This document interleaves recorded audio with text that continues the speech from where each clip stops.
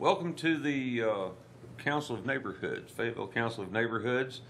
I guess we need to start by introducing our neighborhood representatives. I'll start with me, Don Connor, Root School Neighborhood Association. Nancy Allen, the Woodland Neighborhood Association. Stan Lancaster, Jefferson Walker. And Michael Malden, Estates of Salem Hills. okay, well, it's nice to have everybody here. And as usual, it's summertime, everybody's gone. But that's okay, we can deal with this. I'd like to start with, I'm gonna ask that we, I'll put a motion in that we change the bylaws to include neighborhood associations that are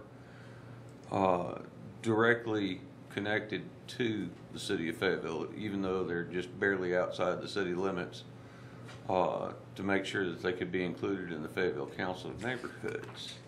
Can we do that, Julie? I think that would be hard to define. Maybe if you're wanting to maybe consider within the Fayetteville planning area, because that is a defined boundary, already defined, so that there won't be any.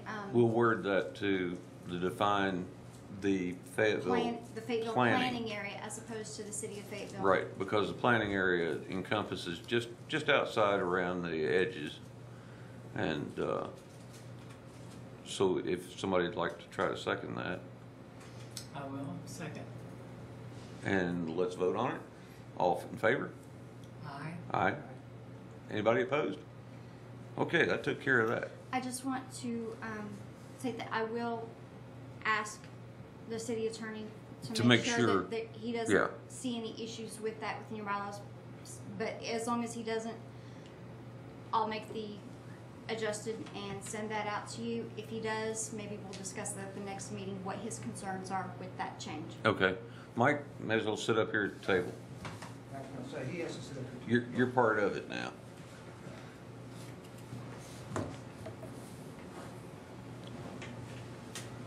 Okay, our first order of business is Julie McQuaid, our outreach coordinator, is going to present information on Community Link, one of the social networking deals. So, have at it. Well, this is a project that we've been working on for the city volunteer program and outreach program. And in the very near future, hopefully by the end of July, we're waiting for one final piece to make this happen. You're going to see a button up here that is going to direct you to this page. And the purpose of this is, first of all, to be able to expand the capability of our existing city volunteer program, to provide opportunities for people to find ways to volunteer in a very easy, user-friendly way. So that is one piece of this. I'm not going to go into that part for you guys tonight, because I think a piece that would, the other two pieces that are involved with this would be very beneficial to the Council of Neighborhoods or to neighborhood organizations. Okay. And what those are is a piece that is about, and I'm going to go down to the submit idea and innovation. Okay. This is where people can go on and they can submit ideas under different categories, and other people can vote on them. They can discuss them. They are then ranked by, you know, popular or then Like on a blog. Like on a blog. If it's sticky or whether it's, you know. Yeah, very much so. And so if you have ideas for your neighborhood or for the city, this is one tool. And of course, it is connected to Facebook and Twitter and to the next portion of the site, which I'm going to show you here in just a second. And then if an idea gets assigned to an organization or to the city, if it's being reviewed, of course, this actually allows it to be tracked. So it would show up here if it was being reviewed by city staff.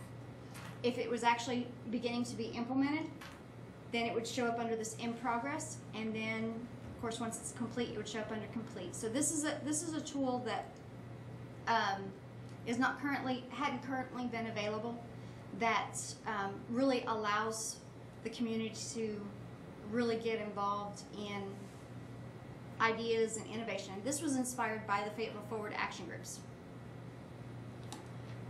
The next, Now, is yes. on the Facebook part of this, is it connected to the city's Facebook?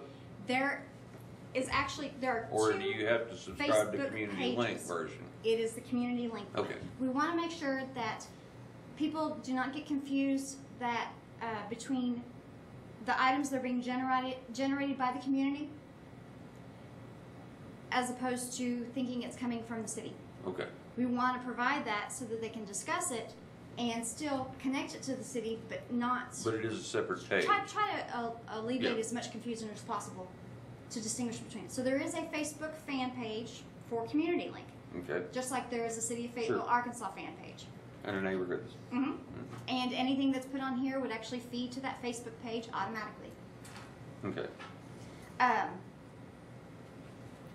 So let me just. Here we go. That was kind of the quick and dirty version of the submit idea and innovation piece. How to get involved. This is the more extensive piece of the community link. There is a portion for the Fayetteville Forward volunteer groups. There is a portion for city news and announcements, meeting schedules, agendas, or links to agendas as they're being posted. All of this is fed automatically from the city's website, so there's not staff time going on and putting it in there. Then it can also feed to the city's Facebook page, the Community Link Facebook page, and the Twitter accounts. Okay, so it's locking in the calendar. Absolutely. Okay. And it also does press releases, and we've even got the cone patrol items, which are street closings due to construction. There's also, on this page, people can put all kinds of announcements. This is for the community. Right now, because we're still in the first implementation stage, trying to get feedback and get organizations using it. Trying to make it like a clearinghouse for information on the Fayetteville community. So nonprofits, Meetings, block neighborhood parties. organizations, anybody can go out and put announcements and things on here. The only requirements that we ask are, and under the welcome, there are some user guidelines. And as long as the users adhere to these guidelines, and they are very, very open. Basically, you can't solicit for a commercial business or for profit. We try to keep this in a productive and positive community, so that there's, let's see, you can't use offensive language, of course. We ask that all the activity is respectful, non-discriminatory. And then it's just really focused on connecting the community through volunteerism and community participation. So you're going to hear about the Fayetteville Commonplace in a minute, which is a very neighborhood-focused Now, will site. Commonplace be linked up to this Anything that is posted on this feeds to Commonplace. Okay. So there is an actual community feed that you can subscribe to on Commonplace, so that anything that's posted on this has already fed to that. This is going to continue to grow. It talks about different ways that neighborhoods can get involved, the different things that are going on. There are communities that are starting to use this sort of social. It's connected to social media. It's not a true social media tool because that's just pure, like Facebook. Has it got But a this mobile has app? that same feel to it. Does it have a mobile app? It does. Okay. It does. And you can even register and log in with Facebook. Okay. Excuse me, one thing. Sure. Facebook, when you do that, you start to do it, and I refuse to do it, because it says it will give them access to all your information. which sounds a Everything that's little on scary. Facebook. So if you've got that information available on Facebook, then it just basically is trying to verify that you are a real person. So you don't think it's any risk to anybody? Not that I'm aware of. It's pretty common. Most, in fact, more and more applications and more sites are. Because you don't have to give it Doing any that. banking information, you don't have to give it any more than you'd have on your water bill. If you feel comfortable enough putting it on Facebook, hopefully, you know, it's not going to share everything that you post. It's just looking at your account, your profile information from Facebook. Good clarification. So I've logged in. You don't have to register or log in if you just want to get information from this. But to post comments, to submit events, or to post information, we do ask that you register either through Facebook or separately and log in to be Yeah. able to do all that. There are focus areas, which this right here kind of highlights where the most activity is going on. As there's more activity going on in one of these tags, then that word gets bigger. Right. There's also, and this is the piece that we're waiting for it to be put into place in the end of July, where you'll be actually able to subscribe to any of these categories, and you will receive notification if there's any activity in that category in your email box. And we're using a service that we already have in the city to implement that. It's going to take the end of July, so that's why we don't have that button on Access Fayetteville yet to get you here. And that's why we're still in that first implementation phase. And so you expect this to be up somewhere around the end It's of live July? now, so people can start using it. Okay. Okay. We're going to hopefully do a launch event in the end of July, first part of August. Okay. This has a calendar where different organizations can put all their events on there. So there's some items on here from the public library. There was the Wilson Park Trail ribbon cutting event tonight that's on here. And you will be able, if you have like a Google Calendar or any of those, you can actually download the events on this calendar and add them to yours that way. Okay. You can also, on almost every page, you're going to see this share or save. You can share it on your Facebook page, through Twitter, or by email, or you can just save the information. And there are a lot more options, but these are the most popular ones at the top. So, does anybody have any questions to start? I think we asked a bunch of them along the way there. Yeah. So, I have one. Sure. I have a lot of interest in the city, obviously, but a lot of times I'm visiting with my friends and I'll mention something and, well, how did you know about that? I didn't see anything about that. And if it wasn't in the paper, then it was on the link or on the city's link. I wondered if you had any notion of how much that's utilized, what percentage of people might really even be aware of that. I'm wondering if there's some way that we could try to figure out how to spread that. You mean the cities? mm-hmm. Yes. I don't. They actually had asked some questions related to how people got communication in the citizen survey that was done in 2007. And out of the options that they gave, newspaper was the top, and then the Council of Neighborhoods was one of the top. but we've really been pushing the social media and email subscription services and things like that to help get the word out more since then. So they haven't done another citizen survey, Right. but it would be good information to have, absolutely. You don't have a hit counter on that site. We do. I could probably get that information Anything from on IT, but Facebook it's does. not.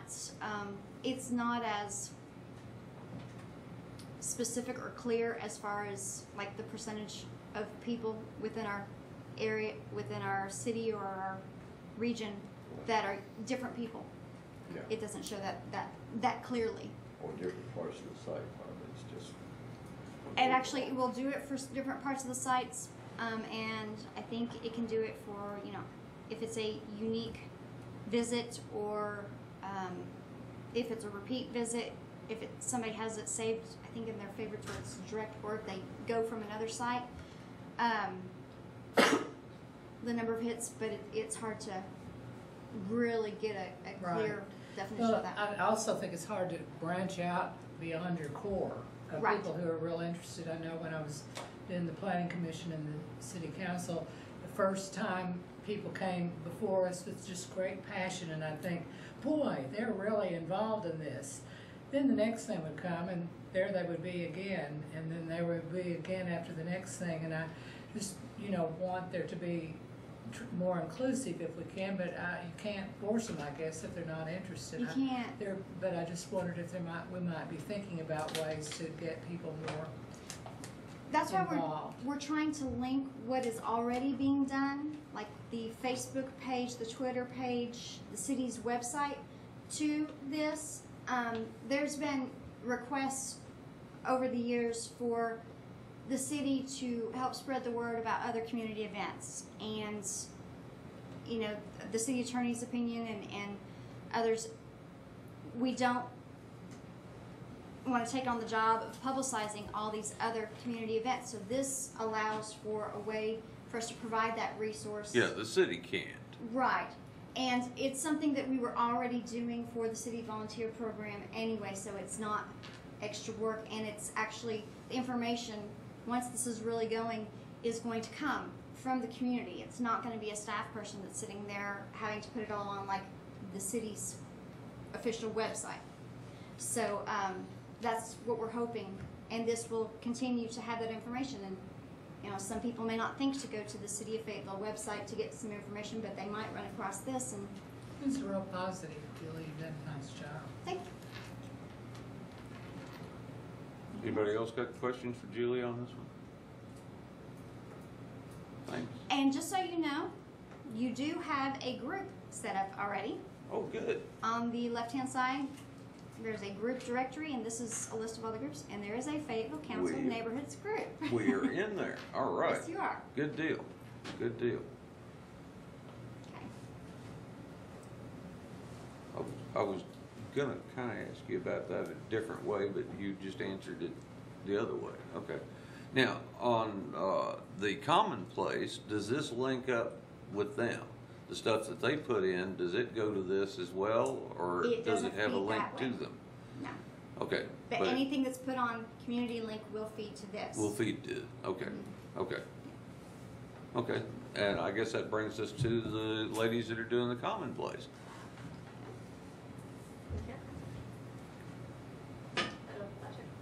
Yeah.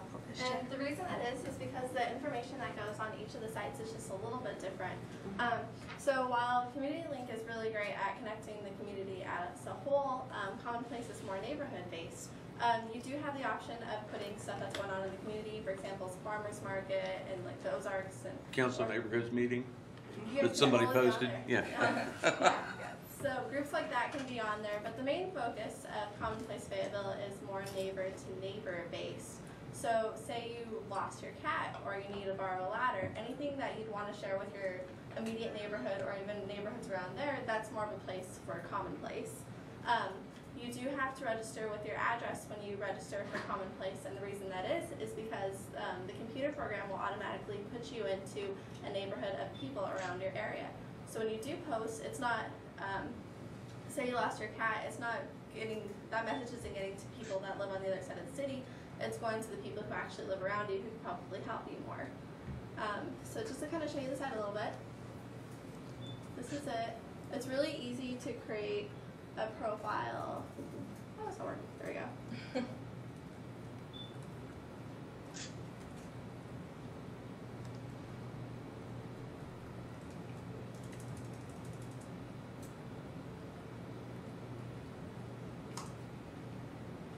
So when you log in, it'll look a little something.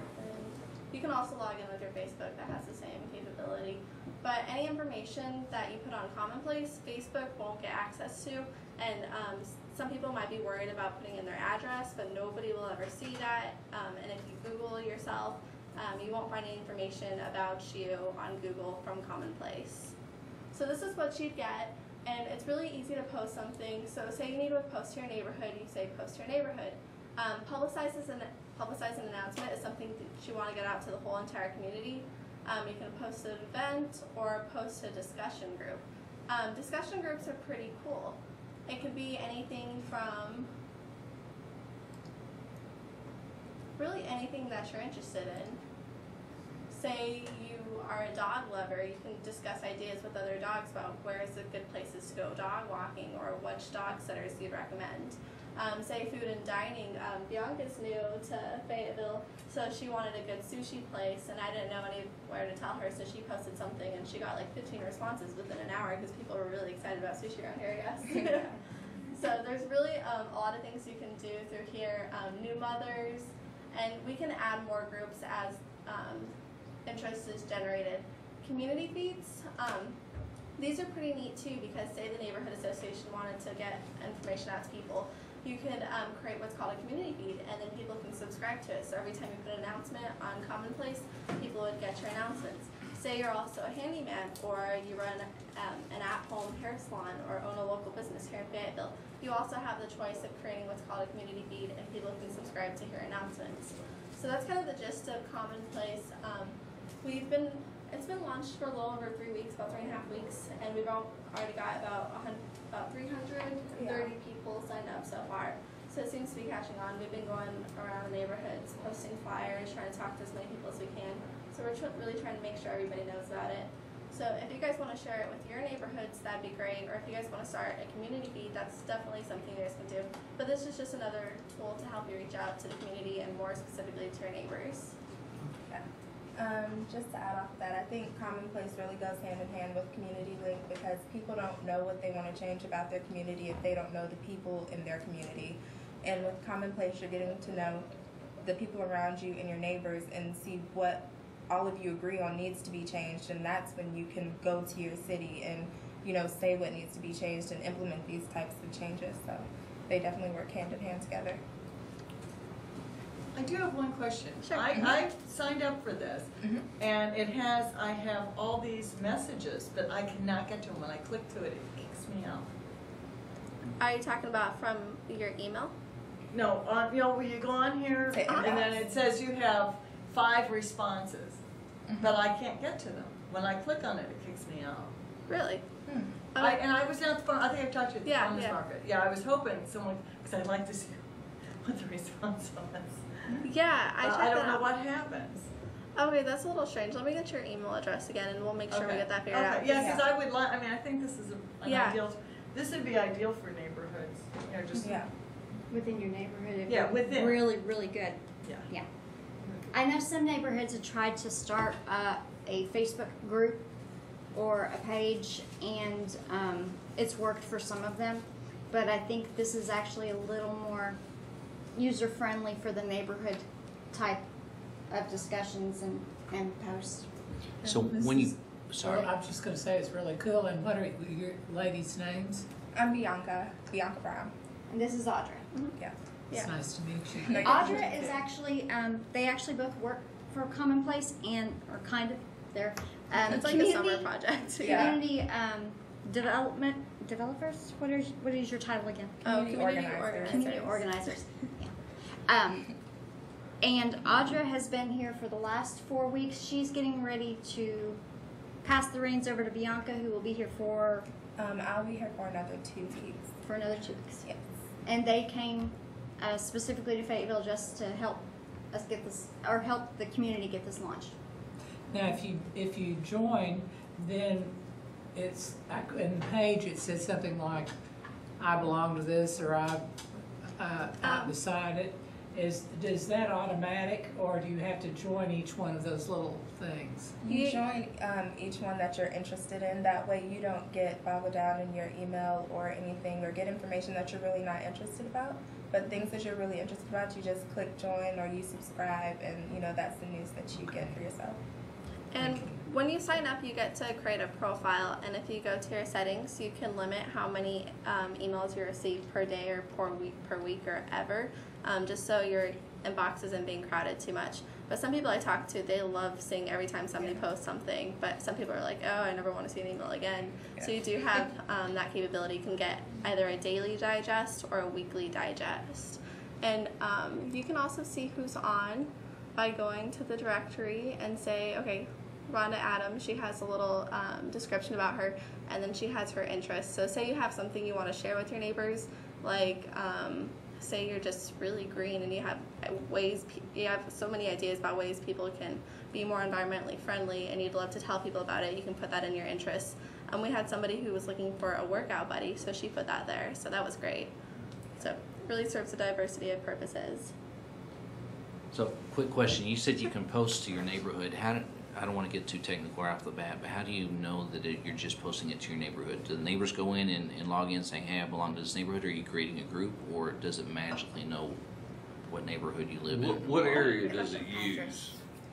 Yeah, it's well, the site automatically determines what neighborhood you belong to. When you sign up and use your address, it'll place you around those people in the neighborhoods that is surrounding you, the houses that surround you. It'll know what subdivision that address belongs to. Actually, it's how many households or how many addresses? 700. It takes the Eventually 700. we'll have that many. Yeah. The 700 addresses or residents around you. Oh, Yeah. I see. So it's not the So it's same not as only- your It's as not necessarily our yeah, association. Or, exactly. Not exactly your Right. association, but The people who live around you. So Yeah. it wouldn't necessarily be good to post something just for our homeowners association, because all 700 houses around are going to know that, hey, we're meeting Right, on and that might whatever be day. one where you actually create one of the community Or feeds restricted or groups, discussion yeah. groups that's specifically for your POA or your neighborhood association, and then your members can join that. I got you. And Good. since this is a relatively new site, what you can do is just publicize an announcement or post to your neighborhood if you do register with your home address. That way people around you know that you actually created the feed. You can be like, hey, join my feed if you're in our neighborhood association. But some people who probably are in your neighborhood association will see it, but hopefully most people who are do. I see. Good. So if you have any more questions, the URL is fayetteville.ourcommonplace.com, and then it redirects you onto this page once you create a profile. And we also have cards with the URL. But Bianca will be here for a couple weeks, Yeah. and I'll definitely be checking my emails, so feel free to talk to us afterwards. pass those around. Have you got, I mean, we can get in touch with Bianca specifically if we got some problems trying to set up a neighborhood group or something like that. I would definitely be able to help you with anything you Because I know that most of the neighborhood associations would like to have their own little group, because that way it gets a lot more specific to them. And, you know, so Thank you. that's great. Yeah, that'd be great. And if you ever need to contact me, just look me up in the directory, Bianca Brown. I post a lot of food posts. I'm a big I've foodie seen them, person. yes. Yes, I love Japanese food. I love cooking, so I'm usually over in the food section, food and dining. Yeah, and Bianca would love to come to me, whatever other groups you're associated with, just to try to get the word out. If you're having a meeting, even if it's last minute, feel free to let us know. And Just let me know. yeah, she'll try to be there. What's good? Anybody else got questions for Bianca? Or? I did notice that sometimes I get a post on my email, so-and-so is posted to your neighborhood, sometimes it's our, so it must make some distinction on that. That's not something that I recognize. Right, I know Well, it was. have, I think, signed in with Okay. my neighborhood name, so Okay. maybe Oh. Why didn't you just holler? And I'd come One over thing and that get could it? have happened is, since we're still like in the beta testing phases, there's only a handful of American cities that we're in right now. Our tech guys are changing things constantly to try to adapt to the needs and wants of the communities. So that could have been something that was changed. That's not something I've noticed, but I'll definitely look Yeah. into that. Good And if you have eye. any questions, I mean, just let me know. If there's any problems, you can contact the tech people. They respond immediately, so. Yeah, if there's anything you want to see or anything that you just find that you really don't like, Right. talk to us, because we want to make it for Fayetteville. Okay. Thanks, guys. Thank you. And I just want to say that the community member that nominated Fayetteville, or said that Fayetteville would be a good community for this to come to, because they were only in, I think, 5 cities before this summer, was Cindy Cope with Fayetteville and Bloom. So we Okay. have her to thank for this. That and Fayetteville is, you know, after looking into it, We're such a progressive they city, found like, you know. that, you they know, felt like, yeah, we need- Fayetteville we would need be a to good fit. do that. But Cindy's the one that got it going.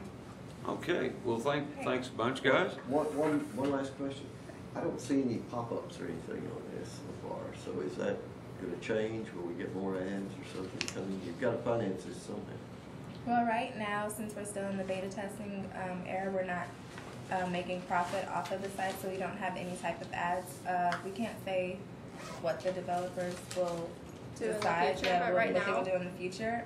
All we know is that it will always be free to the city of Fayetteville, and that right now, you know, it's just the community and just people around it. And if they said that if they do start to put ads on the site, it will be the local businesses around you, so you're still getting your community.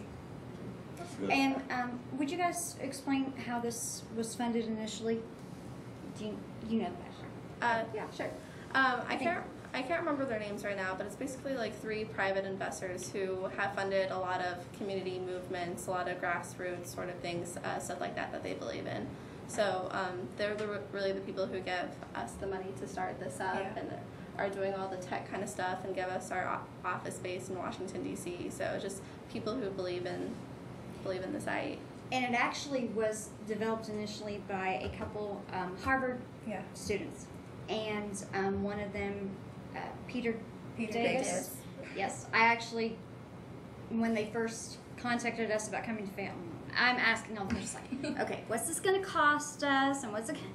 But he explained that it actually was part of the Harvard School of Innovation that is helping with the funding, keeping it going right now. And so when they do ads in the future, I'm sure they'll get paid off Google clicks and, you know, ad clicks, If they do that. AdSense. Yeah, if we do Yeah, that. like Yeah. if they do that, we're not sure. So far, we're self-sustaining. Yeah. It We're could be doing pretty something good. similar to Facebook. You know, they Yeah. have those ads on the side, and Yeah. you can, You click on those, they get paid. yeah. So Simple you as never that. know. Any more questions? Or? Well, thank you. Thank you Thank very you. much. Thank you We for having appreciate us. it, and several of us have already tried it, so, you know, Good, yeah. Great. That's what- been there. Kind of like it. Yeah, if Pretty you have neat flyers stuff. on your door, that was us. Yes. Our next thing coming up is on our other business. We left off Joanne as a specific agenda item, so have at it. All right. Well, I wanted to come to the Fayetteville Council of Neighborhoods because I've been involved in this in a long time. I know you all. Now that the economy evidently is turning around a little, it seems like some of the business ventures that went bust a couple years ago are now starting to come back. And I was hoping to come to the Fayetteville Council of Neighborhoods because I think that the people that frequent this meeting tend to feel like I do, that, you know, we all have very specific neighborhoods. They're all very different. We all joined our neighborhood, whether it was aesthetically pleasing, the location, the views, the neighbors, whatever. But when we moved into a neighborhood, most of us, we like that feel, and that's, and I think, and those special little neighborhoods around Fayetteville make the wonderful community we have, because I think the community is fairly cohesive because we have all this kind of we have diversity, and we also, we have a common theme sort of that we're proud of these neighborhoods, whether it's the historic district or, you know, there's lots of neighborhoods. I mean, I think there's lots of great places to live. Also, I think our community is strong because of the neighborhoods, and what I was hoping to come forward with is an issue came up in my neighborhood where there was a PZD went down, you know, with all the other problems that happened a few years ago, and now a bank is, which remains nameless, doesn't matter, but is going to go to get the property rezoned, and then someone may buy it. And I was hoping to come before the Council of Neighborhoods and see if you feel the way I do, that I mean, development will happen. I don't think any of us are silly enough to think that, you know, nothing will ever change, but I think face-to-face contact with who is going to change an area is important, and it's important to the neighbors. It's important that they understand the flavor of the neighborhood that they're actually going to impact. If they make a seamless connection where you really can't see where one neighborhood ends and a new one starts because the blend is very good, that's wonderful. And of course, we've all seen neighborhoods that don't work too well, where you have a neighborhood and it looks like you have the Berlin Wall. Between that and the next, you can tell exactly where those breaks are. I personally was hoping that maybe you would be interested in maybe having someone or a group of the Council of Neighborhoods get together and draft a letter to the City Council and to our mayor respectfully, and I don't think they have any part of this at all, but I think they should be aware that part of the wonderful community we have is because we have strong neighborhoods. If we start eroding, especially our older neighborhoods, if we start eroding these neighborhoods away because we feel we can do anything we want as soon as we step out of that neighborhood, I think we can have a negative impact on the neighborhoods and a negative impact on our community. And I think the City Council and the mayor need to know that we are proud of our neighborhoods for what they are. And while we don't want to stop change, we want to embrace people that would like to see our view of the city, and we can work things out negotiating rather than have a third party go in and try to have zoning changed, and then we're just stuck with it. I find that not a very straightforward way to go. And I've been told by a couple people who also remain nameless that this is happening in multiple cases where developments went down when the economy tanked, and this seems to be the way it's going. And I don't think this is very neighborhood friendly to do it in this manner. So I wanted your views on this. What you're basically trying to say is these PZDs, plan and zoning districts that have failed, you want to see where instead of a bank coming in or a property owner that has no development plans on the property, that it should just be rezoned back to the original zoning it was before the PZD, as opposed to having a bank make it a certain zoning because it makes it more attractive to sell.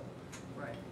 I think the negotiation needs to be between the neighbors and the developers, not the neighbors in a bank, because I think that's not an appropriate, first of all, I don't think that's an appropriate means to do it. I mean, I think you want to develop a relationship, and hopefully a positive relationship, with someone who's going to be abutting your neighborhood, and I don't think this lends to that. Well, I agree with you that if somebody is going to develop a piece of property, the neighborhood that's adjoining it should talk to the people that are going to develop it, as opposed to just a general plan by a bank so they can sell it. I know exactly what you're talking about. That is happening to our neighborhood. I have a question. The bank is the property owner at this point, Correct. right? It is. Okay. But it's, It might be good to get the city attorney's opinion on that too, because that sounds like something that he Well, will right have now, a very, it's before the planning commission on this. as far as what the limitations are as far as changing Right. anything like that. well, what worried me too is, I mean, normally when things go before planning commission and city council and things, I mean, you know, you have give and take, you talk, and I understand if someone wanted to buy property, you know, because it is a fragile market right now, but why not have the developer actually start talking to the neighbors rather than having the bank? So are you saying that, like, you would want something in writing saying we need input from a neighborhood association, like as part of that process? Oh, At least actually- have that communication or that input? Well, I something think- official. I think what I would hope for, I think mostly would be that we would ask the city not to let these zonings be changed through third parties. Mhm. I think it needs to be, you know, it needs to be a give and take between neighborhoods and these developers, and I think having that third party, it leads to, they can agree to one thing, and I realize once a PZD or whatever is agreed upon, it's supposed to be there, but, you know, then you can have someone come later and say, well, you know, that's not the way we read that. I mean, I think there's a lot of room for misinformation, or misinterpretation. It has happened before. Aspen Ridge is a good example of that. The Aspen Ridge PZD, it bankrupted, and then the developer came back, who was the same developer as before, under a different company, came back and asked for it differently because they couldn't make money the other way, but they could make money this way. And Well, didn't they have to go through the planning commission if the time had lapsed, then they have to start all over again? well, that's what the case is here. What she's talking about is it's going before the planning commission right now, and it's the bank asking for the rezoning. It's not a developer asking for the rezoning. But the bank is the property owner. Yeah. Right, the bank is the property owner. But didn't I read somewhere that one of the original developers is the point person for the bank in this deal? Is that fact? That's what I've heard, yeah. But I think that's hearsay at this point, we don't know for sure. Yeah, that's just hearsay, yeah. Oh, It's not for sure, But we it's- don't know. Did you say you used to be a member of the planning commission? Yes. When somebody came before the planning commission for a change in zoning, don't they normally have a specific project in mind or a specific development? Well, as see, far as that's- the, hey, we just want to change the Yes, property? and there usually is a request by the planning commission, at least during the boom, which is when I was there, to involve the neighborhood. If you talk to the neighborhood, how do they feel about it? It seems like I wouldn't want a area to be rezoned unless I knew what the plan What was going in, Yeah, sure. exactly. As to where this one that they're talking about, the Ruskin Heights rezoning, is a blanket rezoning into, As opposed to changing the PCD, they're trying to rezone the whole property into another to where it's kind of like the zoning. PZD, but. Is that right? They're Yeah. changing. They're not some- modifying the planned zoning district, which was the case with Aspen Ridge. They're asking for it all to be zoned to a certain zoning district, is No, that right? they're it's the asking same for way. 3 It's zoning still- districts. It's still Okay. multiple. Okay. So they're wanting to recreate the PZD with zoning without all the provisions that went with the PZD. I mean, this specific case obviously affects me, so of course I'm very involved. But I think because it's happening in multiple places in town, I think the neighborhoods, we need to think about our future. I mean, I've been doing a lot of reading on like urban, how communities work and how urban decay can set in. And I think, you know, we are part of a community, we are part of a neighborhood because somewhere in our mind it fits where we want to be. And if you start making drastic changes, you will erode you can start eroding these neighborhoods. And I think our neighborhoods we have a lot of wonderful older neighborhoods and new neighborhoods too. And I think we need to be very careful with that. And I think the city council also works in good faith, but I think they need to understand that we do cherish our neighborhoods for what they are. And we would like, while development will happen, we would like people to tread carefully so that they are respectful of what is already here. I guess that probably says it a little better. Certainly need to be at the planning commission meeting and make Yes. your voice heard Oh, yeah. there. Is at the next meeting? Yes, the one Yeah. on July 12th. 11. Oh, well, sorry. I sent everybody the wrong day. So anyway, I mean, I don't know what you guys feel about that, but I think, you know, this is one place FCON could make a statement to the city. I mean, and not in a demanding or in a nasty way. I mean, I think a very nice way that, you know, we are the community. We are the pieces that make the community. We want to work with the city council. We want to work with the mayor. We want to work as a community. And we need to make sure that developers that are working want to be part of that community neighborhood, that it's not just, they're not going to just, you know, do what they want and not take us into consideration, I guess. And part of this, what she's talking about, is the fact that you don't have any way to bounce off of somebody that's going to really build something there with this blanket kind of rezoning. And they're doing this on, I think there are 11 expired PZDs, and they're trying to zone them so the people that own the properties can sell them. And I don't believe she, you know, same thing as she is. I don't believe that there should be a rezoning of a piece of property without somebody proposing an actual zoning for it, without somebody that's going to be building it, somebody that's got a specific interest in the property to ask for that rezoning. Also, because what we've seen is it's general enough. There are lots of options. It's not like this is going to be this. The zonings have long lists of things that it can be. So it's not even like you have a person you can say, well, does this mean this is single family? Does this mean this is duplex? You know, obviously the bank isn't going to know this. Right. Because they're the Unless, middleman. of course, they got a plan that they aren't telling anybody Well, about. they're trying to I know. sell the land, and But that also, it so makes they're it not, more- it's not like they're, at least I would hope that it doesn't sound like they are trying to cover for some developer. Oh, no, I don't They think are that- trying to see how they think they can get the most money Right. for the land. So I don't want anybody to think that that's, Right. You know, No, because I know that's not what you were trying to say No, at all. I'm not trying to, yeah, but the I bank think, wants to achieve the most Yeah. density and the most commercial viability so they can sell the property. Well, whatever is for the most more- profitable. For the most money. but also, it would also be in their best interest to say, sure, whatever, you know, but if it's zoned that way, there's nothing to say a developer couldn't use it for something But else. once as they long as change- the zoning is in Once- place. yeah, once they the change zoning's to in that place. zoning, then they can sell it and the builder can build by right in that zoning. So that's Right. why, that's another reason And why there's we no don't, more- it is like a middleman.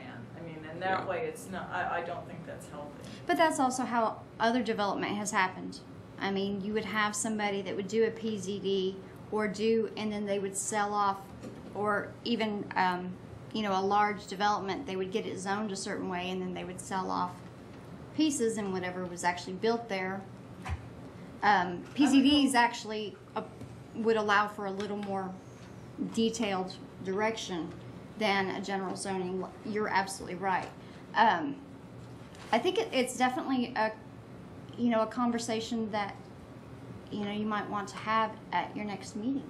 Is figure out if you want to have the city attorney or somebody from planning commission or somebody from planning staff or somebody else to come in and maybe give a little more detail or a little more direction as far as what is currently allowed in the city ordinances. If there are any other options, and maybe give you a little more direction as far as what can and cannot be done. Well, we won't have another meeting before this is 2 happening. weeks. Yeah, this one's happening fast. That's also. Yeah, this is pretty fast tracked. Well, Well, excuse me, I asked Kip, the city attorney, Kip Williams, to tell us what law prevented us from, in the case of the planning commission, before it goes to the council even, and then again when it goes to the council, everybody's trying to pretend they don't know what the project is. Quite often they do. We're instructed, speaking about it, do not mention a specific project. You can comment on the proposed zoning. Well, everybody knows in a particular place that it's sale barn rezoning coming up, that it's still got the owner or the person who has a contract to buy the sale barn still is the same apartment developer who was there 2 years ago and got shot down by the city council. But that may not be who does the next project.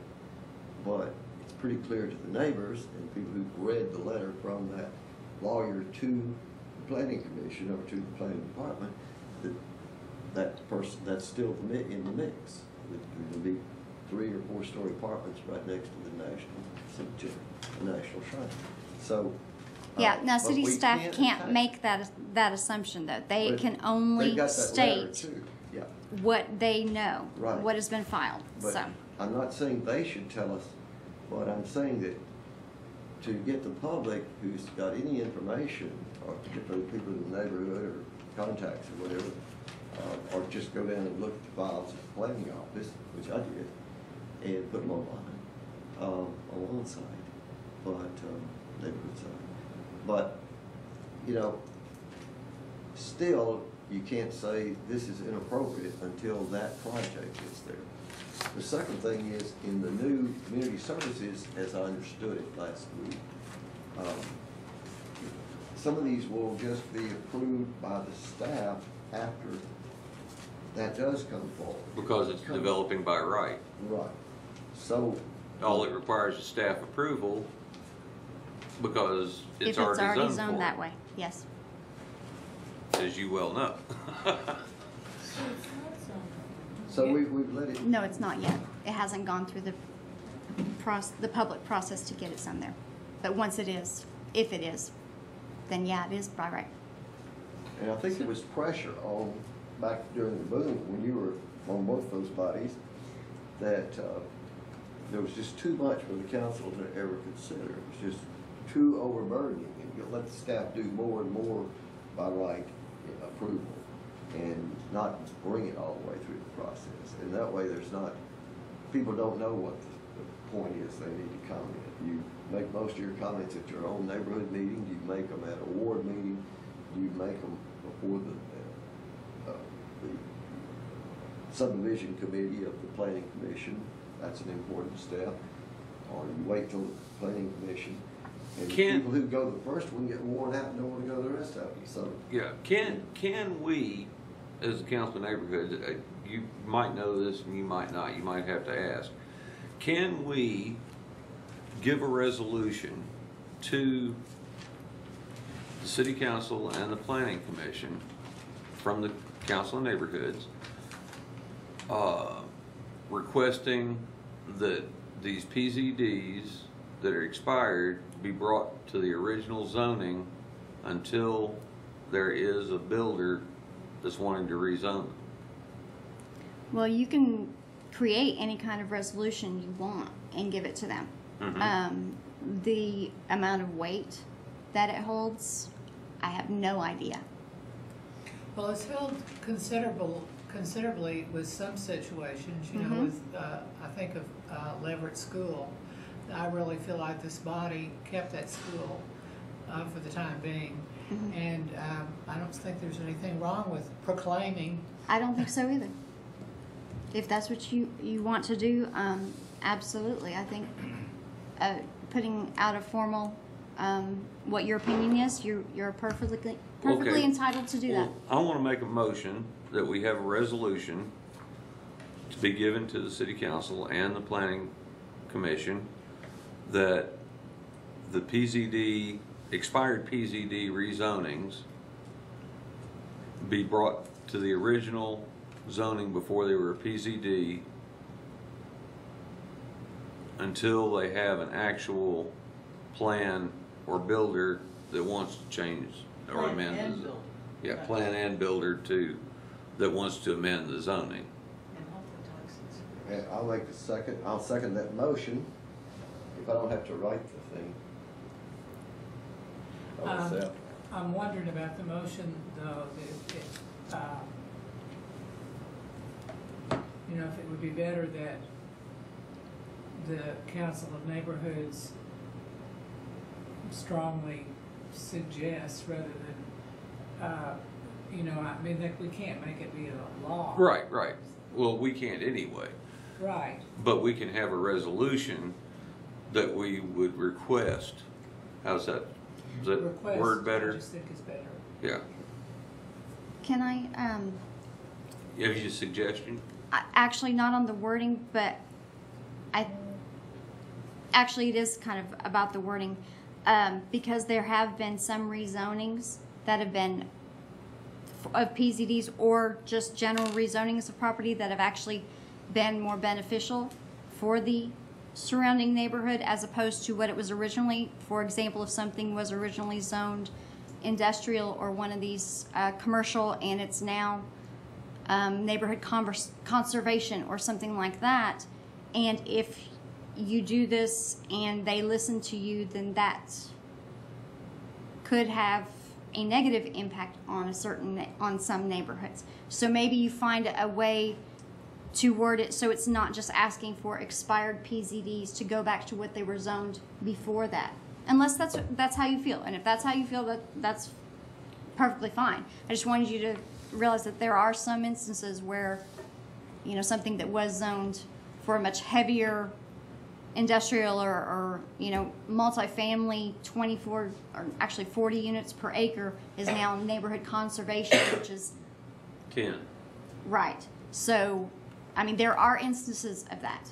But I think that's not so much, but I think maybe it's not that we're you know, maybe Is what it just we for want, PZDs? Well, I think Is that what you're thinking? I think we want, I mean, this has been coming up for years. What we really need is when development is going on, we'd like to respectfully ask that the city council, or that the developers, contact the neighborhoods, at least have a running dialogue with the neighborhoods, and we hope that the neighborhoods have some weight in how things go with planning, how things go with the city council, rather than just being called, you know, NIMBYs or whatever. But, you know, you have to remember, all those people who are willing to come out, and I realize most of them are complaining, but those are the people that care so much about their neighborhood.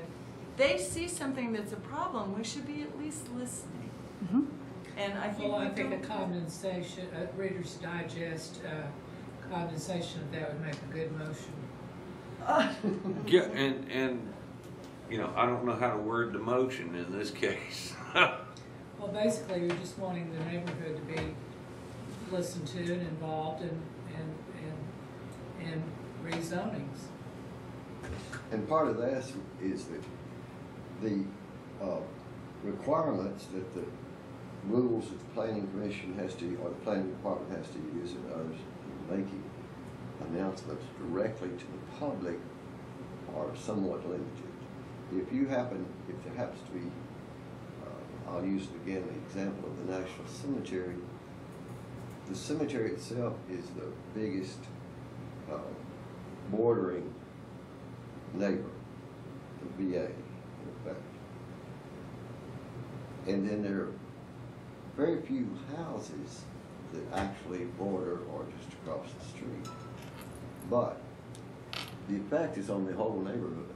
But with the current rules, a letter will be sent by the petitioner for rezoning or the developer or whatever to adjacent neighbors.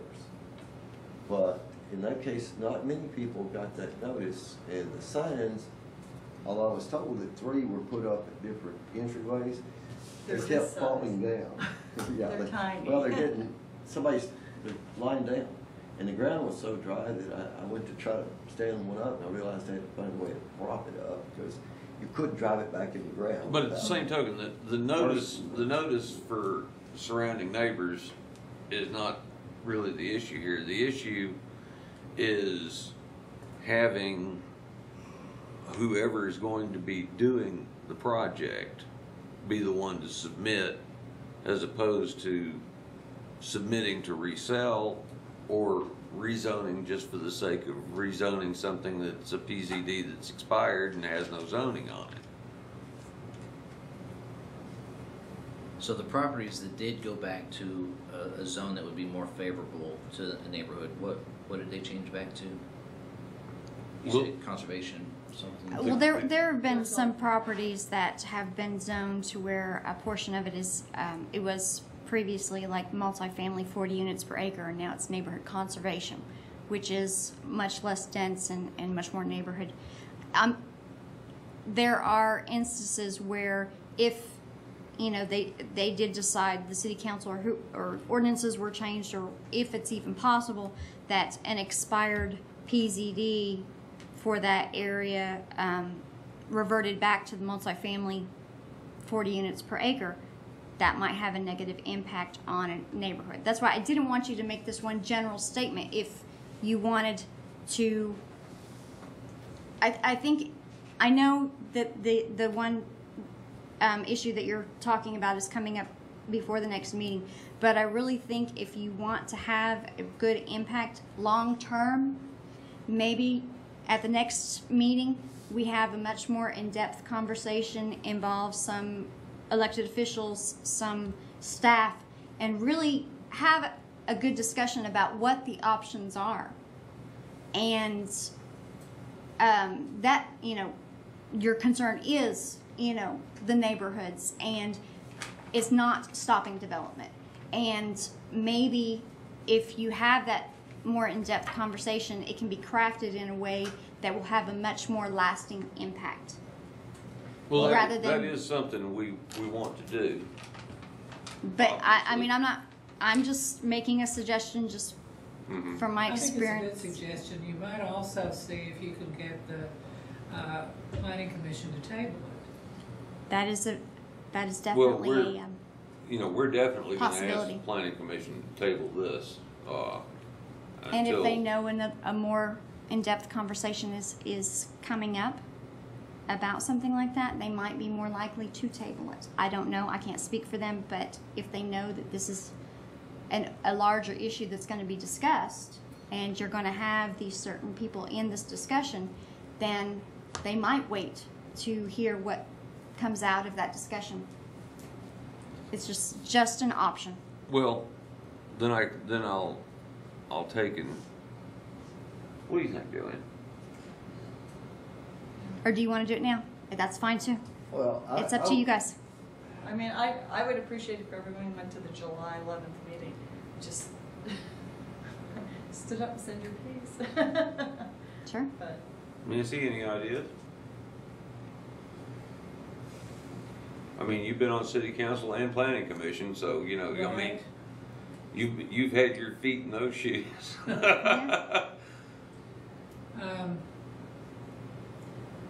I'm inclined, I know that you want an issue right now, but I'm inclined to think that if we really delve into it, we get Jeremy to come maybe next time, really try to figure out a way for this to impact the whole community, that they would be more receptive. Meanwhile, with your concern, which is very valid, I would try to get people there to speak, and if there are quite a few people there, I really do think that they would table it. Okay. I can't. I'll go for that. So we'll do a little jump and then we'll jump back, but jump to the next. Well, are we dropping the motion at this point? Yeah, I'm dropping my often motion does right planning this second. commission meet? Every 2 weeks? Yes. So they could actually meet a second time before we actually meet again. Well, they'd have a planning, 12th, and then if they go 2 weeks. depends upon their schedule, which may be screwy this month, but next month Second because of and 4th of fourth July. Let me see if I can bring up my calendar. And Fourth Thursday. Yeah, I know, It's Mondays on those, yeah. we just had. It's the opposite week of council. Right. Council's first and second Tuesday, first and Well, third we could Tuesday. also, at that meeting, request that they table it for 2 meetings. so if they're meeting on the 11th, then they're probably meeting a second time on the 25th. It'll be before this meeting. Mm-hmm. And the next meeting of this is the 28th. Right, They've tabled things for 2 meetings before. yeah. I'm not saying they're going to, but that they have. So that is a possibility, especially if they know that this is going to be a larger discussion. If they have a date that they know it's going to be discussed, that is a possibility. I know it feels kind of uncomfortable not to. Well, no, that's so I'm gonna drop my motion. And on our next meeting, I'd like to see about scheduling just that for our main topic. The full agenda. Yeah, Yeah. on the agenda. And Mr. President, the key point there is, we're dealing with certain things going on right now, but for the future, we certainly are interested in having. Well, our future impact is what we really need from the Council of Neighborhoods on this, is because, granted our own personal interests in our neighborhood are, pretty high here. We will have a large turnout at the Planning Commission meeting, and at that point, even if the Planning Commission does approve it and go through, it still has to go to City Council. So We hope. we will have an opportunity to address it. It has to. It has to, Aubrey. I've been fooled before thinking that. Yeah, well, they can't get it that fast. So yeah, I'd like to do that, and now, could we do a resolution just strictly for the Ruskin Heights from the Council of Neighborhoods? I don't know if you can do that or not. Can we do that, just for this specific PCD? That is up to your members. I believe we can. Absolutely. Okay, well, That's what you vote to do. What I would like to do is propose a resolution to the Planning Commission, the City Council, to bring the Ruskin Heights PZD that is expired back to its original zoning until there is a developer that's actually going to be building, as opposed to a bank wanting to rezone. I don't know how to word that Well, how about properly. instead, until we've had an opportunity to explore this with planning, and instead of, Okay, that'd be a nice way to word it. I'll second that, but yes, as it was just said, with Nancy's addition. But from factual, true belief, honesty here, I say that we very much have to get it changed at some point if we have civilized development. Right, but that's for another resolution Right. to bring to the City Council at a separate time. We'll research that, figure out the best way to deal with that. And so, okay, a vote on the motion that's on the table right now. All in favor? Aye. Anybody opposed? Okay, we got that one through. And like I said, we will, we need to have a real serious discussion about this, because due to the economic downturn and the fact that, everything was just, build there for a while, we got to fix this before it becomes a large scale problem for the whole city. Right. And there's a considerable amount of property that's involved in these failed PZDs and also some of the LSDs. There's some master street plan problems that need to be addressed, and that can all be kind of rolled into one general idea and see if we can run with it. Possibly, yeah. Who would you like at the next meeting other than Jeremy Pate? I think it would be Andrew better. Garner is the actual. He's person. the actual Whatever. current planning director. I forget what his exact title is, but But he's the one handling on that this. project. Jeremy is future planning, right? No, Jeremy is actually the director of development services, which Development includes services. current planning. He's kind of the head cheese. Yeah. Yeah. It's gone beyond current engineering and several divisions now. Yeah, Andrew is just the one. Who He's is the project project coordinator. planner. Yeah. And it wouldn't hurt if the mayor could come. It wouldn't hurt to have some of his input on this. What about city attorney or anybody else, other staff or other elected officials? Do you see any? I just know that the city attorney's legal opinion usually has a good deal of bearing on. Yeah. So I didn't know if you wanted him involved in the discussion early on or not. Probably a little later on that. Okay. After we get something put together to put, let him look at it and see what we can do with it Absolutely. and see if we've overstepped our bounds any. Now, we don't want to make our proclamation that we've just made sound like it's tainted. Right. Because I really do think it's the larger issue, and that's my Right. only concern about the mini proclamation is that I don't want them to, I don't want us to be proclaiming so often that Right. that it loses its meaning. Right. I guess that's a moot point now, but we want to.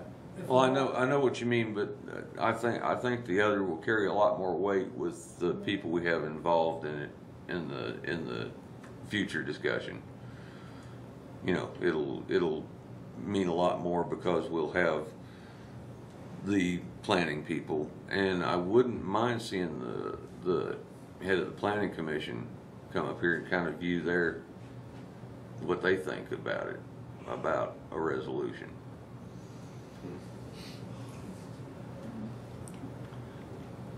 I mean, it's a thought because if they'd be willing to come, they might have some input on the whys and why nots. Yeah, you're not asking for a decision. You're just asking them to be Right. part of the discussion, Right. which I think as long as that's made clear. Yeah. Absolutely. Nobody said about making them part of the decision. Right. The decision will be the council of neighborhoods, and we'll. For the next resolution. Yeah. The next Joanne one. looked confused. We've already done this with Joanne. Okay, well, while we're in a proclaiming mood,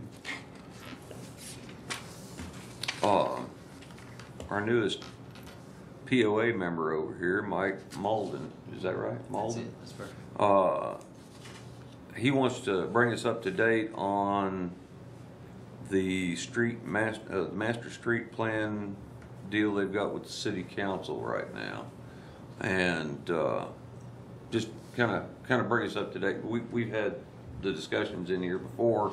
Yeah, one of my neighbors, Bob Costrell, I think, was it last time Yeah. he came and did a presentation. Bob's done a fantastic job organizing and kind of leading the charge, I guess you could say, for our neighborhood or on behalf of our neighborhood. This current status is the Planning Commission thankfully has approved downgrading that road from a 4-lane Principal Artery Parkway down to a collector street, which was fantastic. That's exactly what we wanted to do. So thankful for Planning Commission to do that. Now it's before the City Council for not approval because it's already been done. If they're going to take a vote, the vote's going to be to change it back to the way it was before. So I can't, for the safety of my 3.5 kids, I've got one due August 8th. It's scheduled for August 8th. So for the safety of my 3 kids, I can't handle the thought of a 4-lane So what's before the, I'm kind of confused on this. What's before the city council right now? Is it the, It's an appeal of the planning commissions. The planning commission has approved the change in the master street plan Okay. to take it down to a collector street through Right. the main Howard Nickel Road that runs right through our neighborhood, Right. which is perfect. That's what we want. Right. Now it's before the city council. If they were to do something, they would have to vote to amend or override the planning commission's vote. Now, is it as part of the master street plan update that the change was made, or is it a specific item just for, do you know? Is it part of the bigger master street plan that they? It's part of the 2030 plan, I believe, Okay, is what so it that is. the city council would just have to approve the master street plan and city plan 20, well, not 2030, together, yeah. but as part of that, as is, or they would have to make a motion and vote at the city council meeting to change it because it has been sent to them from planning commission with that change, and as so, is. Exactly. so what's the danger of them not, is there a motion afoot or something to, There's probably going to be a motion made to amend the master street plan to change that back to the 4-lane like it was originally before the planning commission changed it down to a collector street. So that's the concern. Did I express that properly? Yes, Yes. Okay. yes. Okay. so what, so basically what you're asking for is a resolution to accept the planning commission's version of the master street plan, As is. right? Mm-hmm. So you wanna make a motion for that? I'd be happy. I'd love to make a motion for the Fayetteville City Council of Neighborhoods to support the Master Street Plan 2030 as was forwarded from the Planning Commission to the City Council. Does that I'll say. cover it? Discussion, I would second it, and I will vote for it, I believe.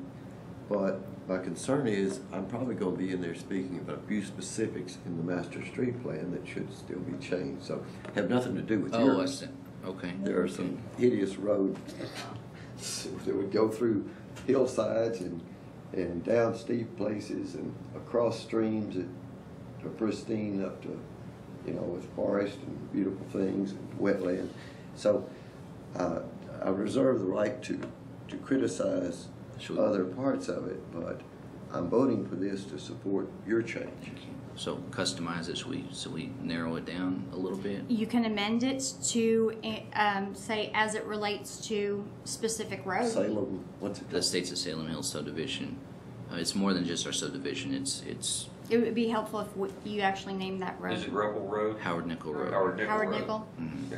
I mean, you can add that as an amendment to. Why don't we just add If you that, want. yeah, to his,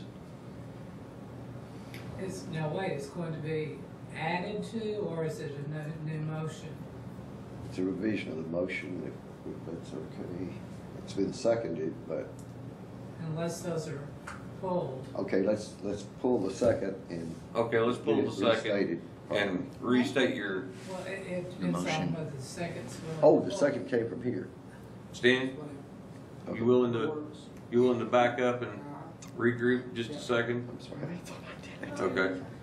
Any idea what I said the first time? Oh, it's okay. What he said the first Yeah. time with Insert Howard The- Nickel Road. Howard Nickel Road part of it. Say in relation to Howard There you go. Perfect. Keep it the same Yeah, in because we don't relation want to to. ask them. Yeah. I don't Specific want to ask road. them to approve the. Yeah. Approve the master street plan as given by the planning commission in relation to the Howard Nickel Road segment. Okay. How's that? As it pertains to. As it pertains to. Okay. Is it too much to Yeah, ask can to we kind of hear read that? Okay. that? The Fayetteville Council of Neighborhoods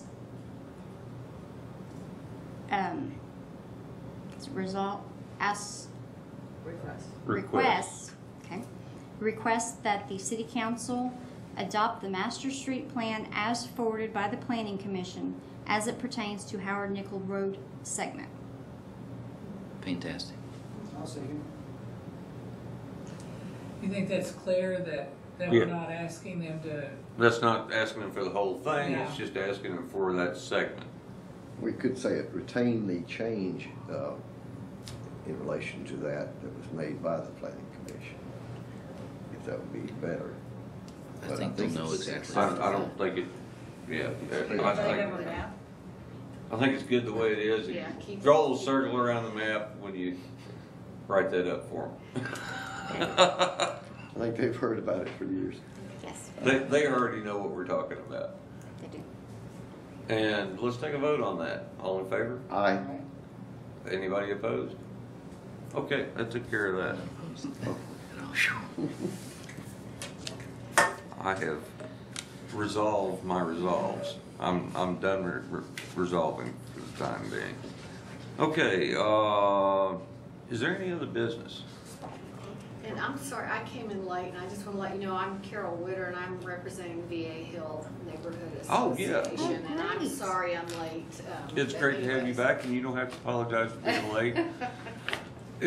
Sometimes we're lucky during the summer to have anybody show up, Yeah. much less anybody Yeah, late. I'm new president by default. Well, So Bad I'm feeling. Try to come. It happens. Please attend every meeting. I want to thank her for showing up. I Yes. attempted to call every person on the list, except the ones that, well, I know about you, and Don was, I think, I gave him the responsibility, I gave back the responsibility for certain calls that I knew Yes, he was. and I made them. And you're the only person who showed up that I called. So, thank you. You're welcome. New business, are you asking? Yeah. Okay, what has happened to our beauty mark? Because I've even got a mock-up of a resolution or a potential. Let me check with JP on that, and unfortunately, JP is out of town for 3 months on business. Well, maybe she would And allow she was the one somebody else who had the handle on the Beauty Mark Award. Is there somebody here that would be willing to take that lead since she's gonna be gone? I would, except that I've already got a choice, and I made this nomination back in the fall when she was down on the square, or you were on the square. I was think, on the square. And I gave you my Yes. nomination. Joanne, Yeah. would you be kind? I'm gonna be gone. Oh, you're gonna be gone. Well, anyway, may I tell you about mine? Just as quickly as possible, and Okay. I'll pass it around. Real quick, yeah. Here's the shiny version. I like this one. Huh? I like this one better. Oh, It's a well, pretty. that's not important. The words are important. Okay, whereas Pinnacle Foods Incorporated owns an exemplary parcel of wet prairie adjacent to the west side of World Peace Wetland Prairie. Whereas Pinnacle's wetland mix of native tall grass and many wetland-specific flowering plants offers an oasis of habitat for urban wildlife in an area rapidly being cleared, dredged, and filled for development. Whereas Pinnacle's protecting its wet prairie from mowing the past 2 years in the growing season, this refers to prairie management. If you're gonna burn it off, you do it December, January, February. If you're going to mow it, you only do that because the native plants grow during the summer. The things like fescue that you're trying to suppress, non-native grass, it's a winter grass. So if you cut the summer growth before it goes to seed, the fescue keeps winning. Okay, let me go and I'll be through this quickly. Anyway, whereas it's Pinnacle's protecting its wet prairie from mowing the past 2 years, supports Fayetteville's goal of becoming Arkansas's first city certified as community wildlife habitat by the National Wildlife Federation, and supports Fayetteville's streamside protection ordinance, because the river runs through it, and supports the natural yards resolution of the Fayetteville City Council, because it's doing exactly the same thing but on a larger scale, and supports the Town Branch neighborhood's flash flood prevention effort. It holds a lot of water, soaks in on it, that would otherwise increase the flooding of the houses that already are at risk. Then be it proclaimed, and it also would say that it also supports Fayetteville's efforts to have native wildflowers growing along its paved city trails, because there is a city trail through Pinnacle's property, and it's got every kind of wildflower you can imagine. Then be it proclaimed that Pinnacle Foods, Inc. is the 2011 World Peace Wetland Prairie Volunteer Watershed and Wildlife Habitat Corporate Green Infrastructure Co-operator. And then 2012 goal, keep the water where it falls. This is the way to prevent flooding. You can't do it with a pipe sending it down fast. You try to keep it where it can soak in. Mow only in winter, and that's if you're trying to keep your yard natural. You plant native things, and you don't mow them down. You let them grow, and you wipe out everything in the winter if you choose to. Protect the native pollinators on the native plants. This reference to World Peace Wetland Prairie Volunteer Coordinator, that's in case I'd give them this myself, but it could become our beauty mark for last fall when we were going to do a commercial Yeah. establishment, and they've been very, it saves them a lot of money once they figure out that this is best management practice you can do, is leave that land alone. And if you want to, you can help it restore the natives by wiping out the fescue that's coming up in the winter.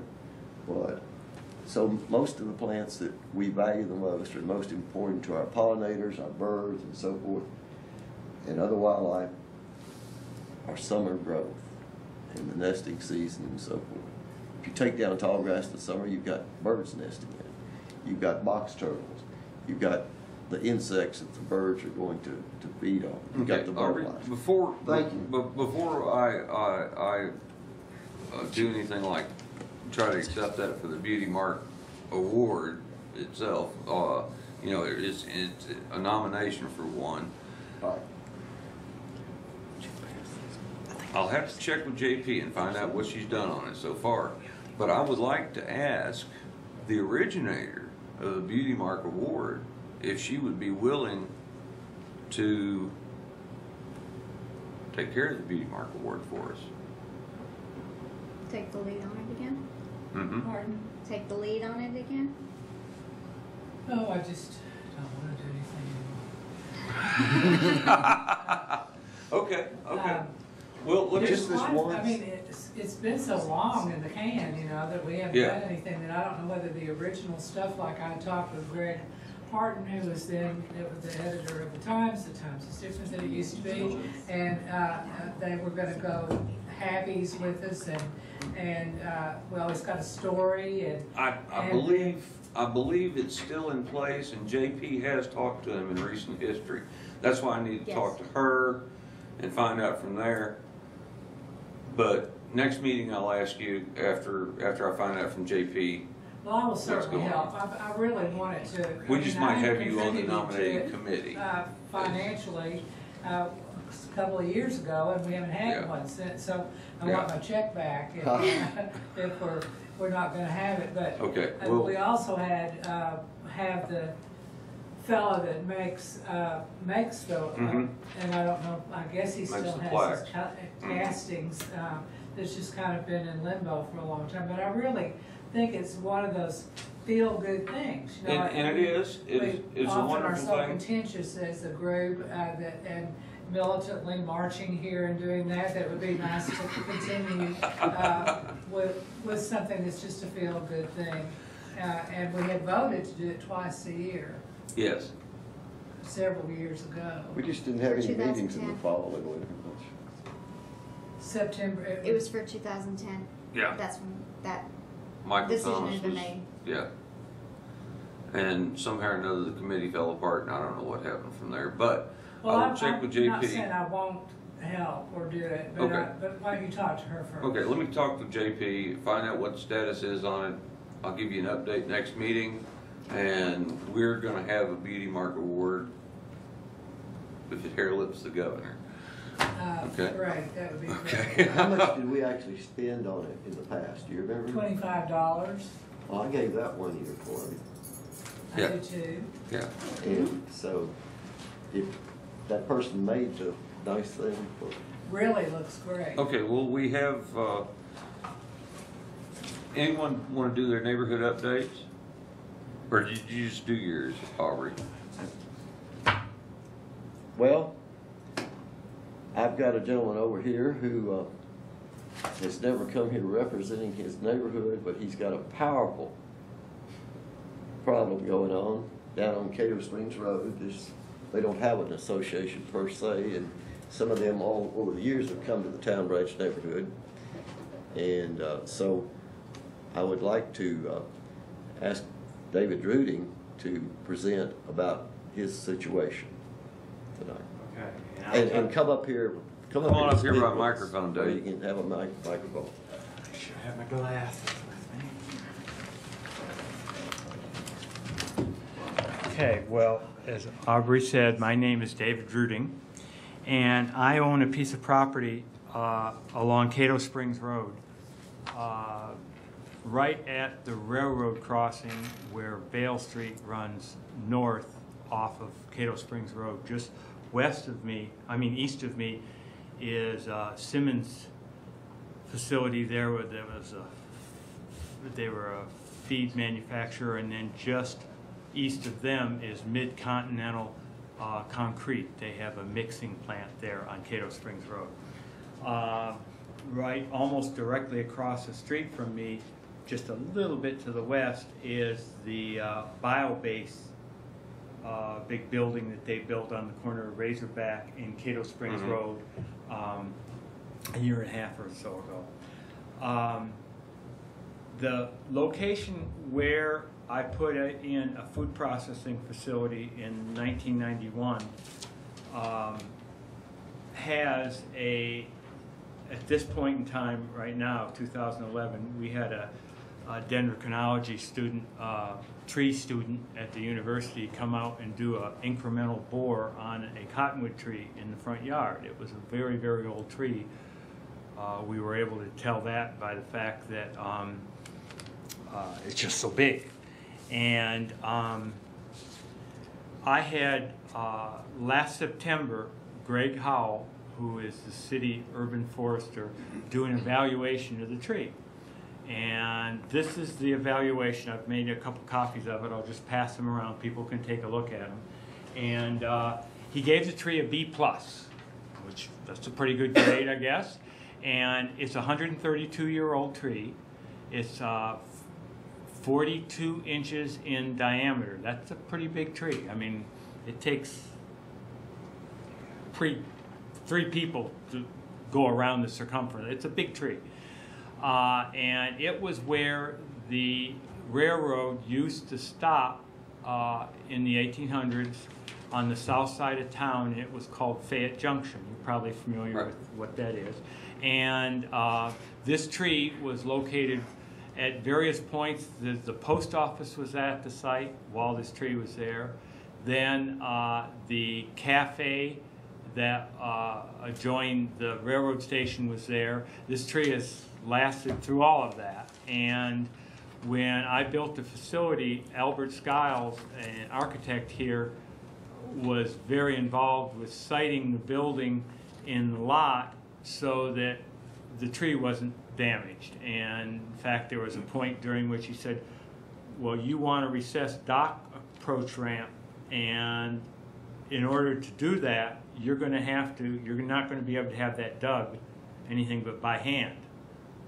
And I said, well, gee, that's what bulldozers are for, aren't they? You know, and we're using that for. He said, but it's too close to the tree. So if you're going to put that ramp in, or I'm going to design it, you're going to have people hand dig it.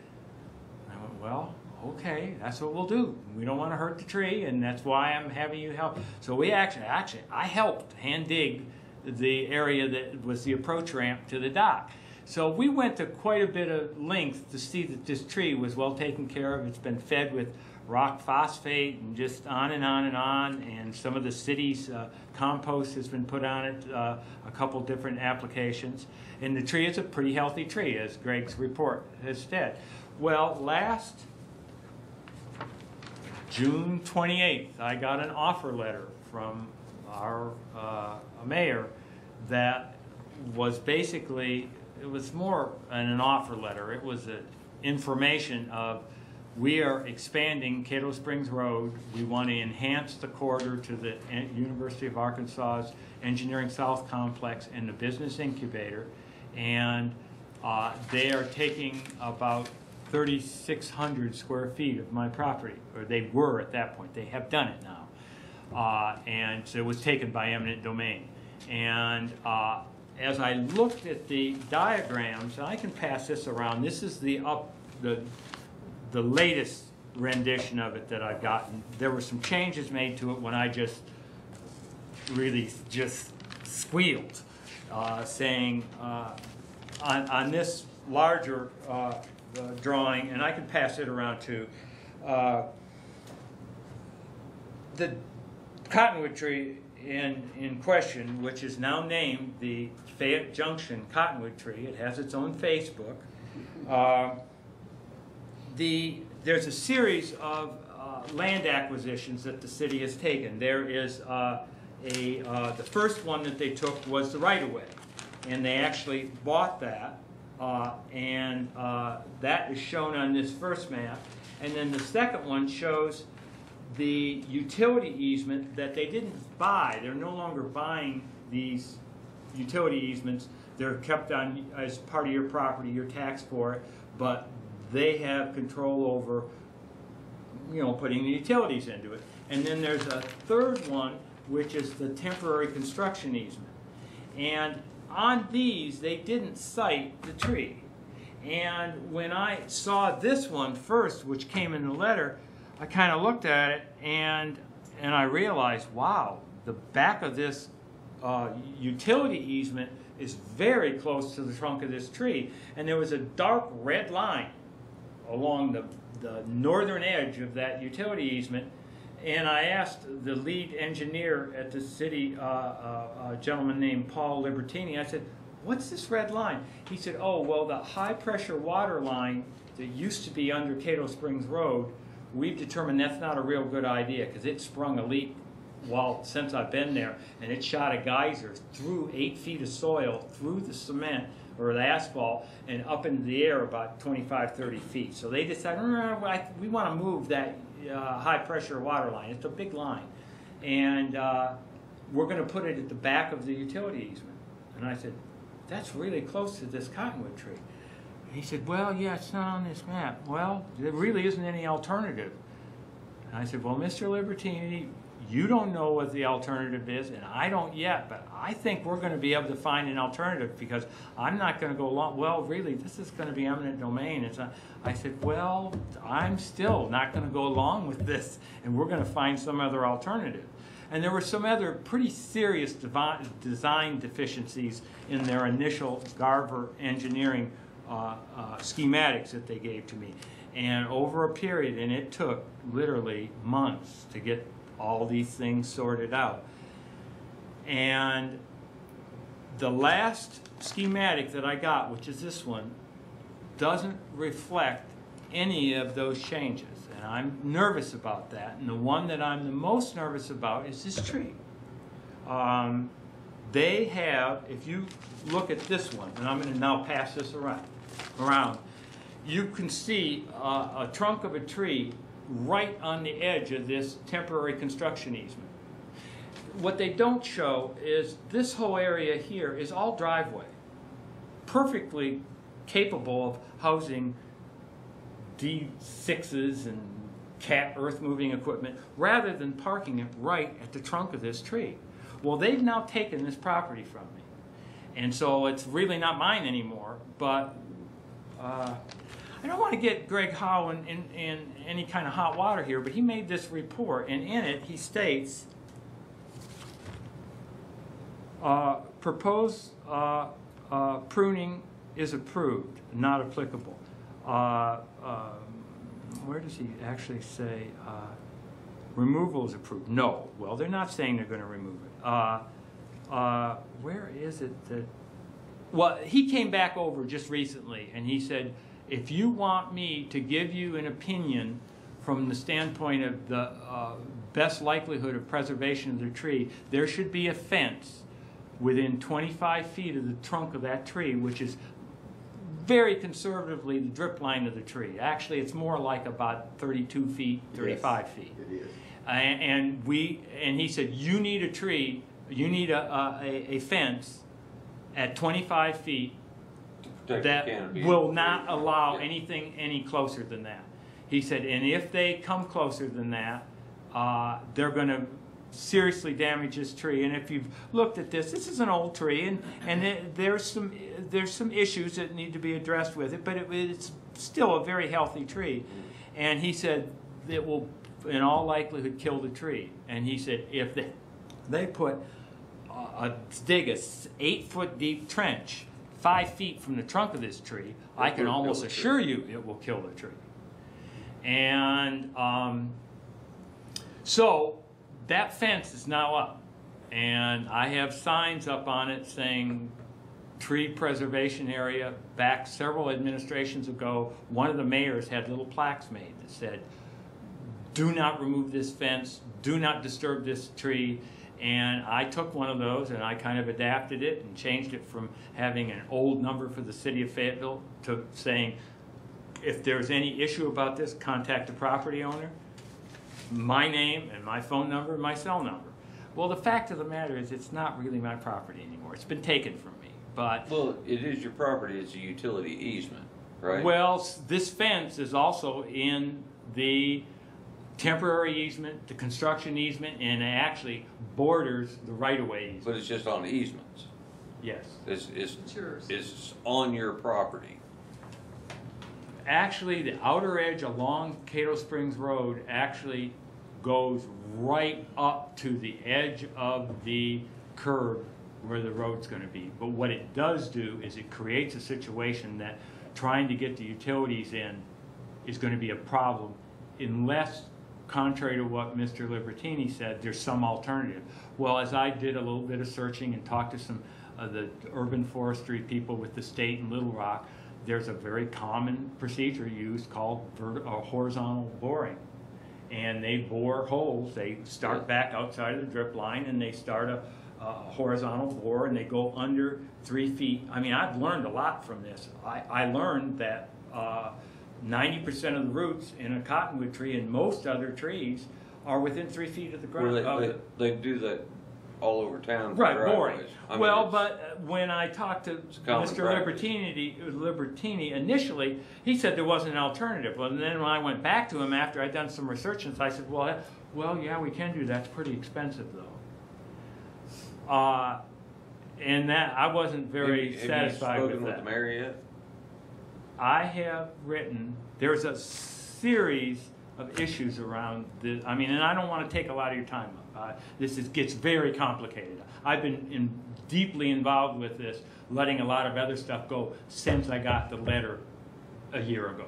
So, but the short answer to your question is yes, I've contacted the mayor with 4 emails about this and other related issues. I have called his office twice, and I've stopped into his office once, and I've yet to have any response from Mayor Jordan. That's pretty unusual.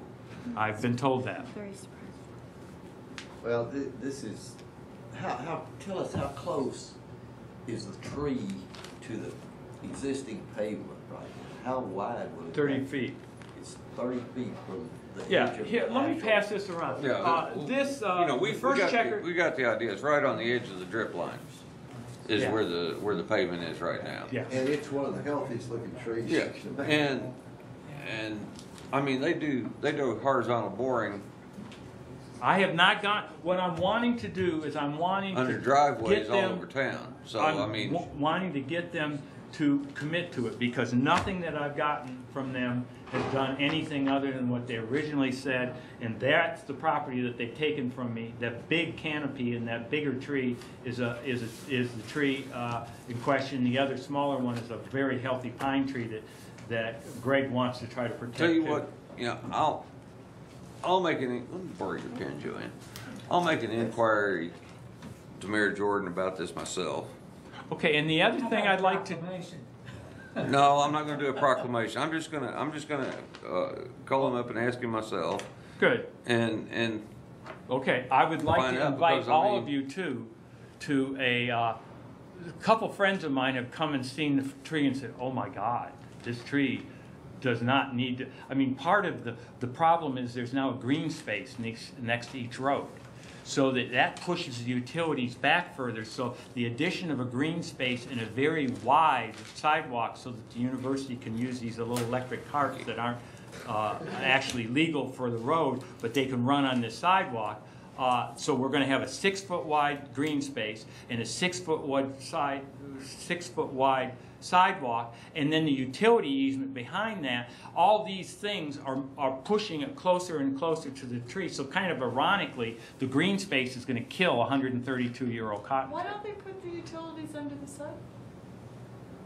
I don't think they want to have to disturb the sidewalk when they, I'm saying, run the sidewalk, Look, back let me- out to the curb. let me do some checking on this Okay. and ask some But questions. what I wanted to invite you to is, some of you may know Fran Alexander. Mm-hmm. Some of you may know Louise Mann. Mhm. They've been people who've been very involved in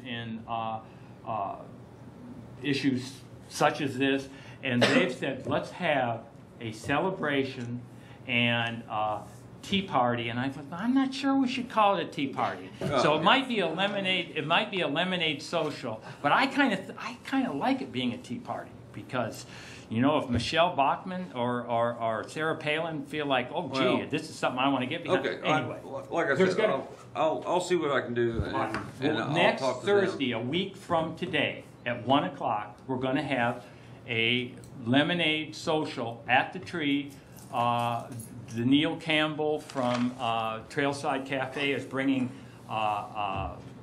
lavender infused lemonade. We're going to have some iced tea, and I would invite all of you to come over and take a look at this tree. Okay.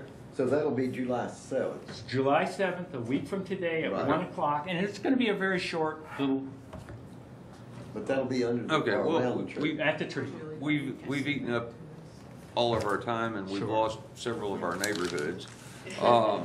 So I'd like to adjourn the meeting, and once again, I'd like to thank everyone for coming, and together we will make a difference.